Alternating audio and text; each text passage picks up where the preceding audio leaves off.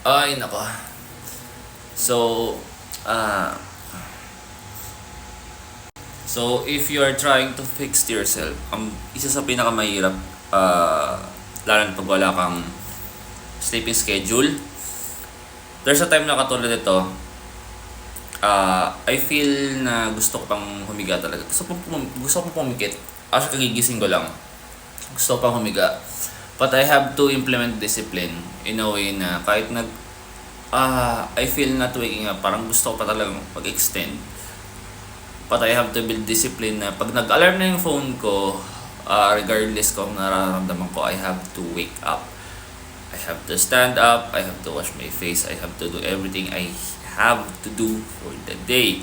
Kahit masakit ulo ko, I have to drink a lot of water para lang mabuhay dugo ko. So, ayun siya. So that's the struggle if you're starting to build yourself. If you have to improve discipline. No? Kahit na ayaw mo pang bumangon, you have to fucking wake up. You have to stand up. And, simulan mo yung dapat mong gawin. So what we're gonna do right now, syempre, luto, adala pagkain, then work out, start the day. So since panggabi ako,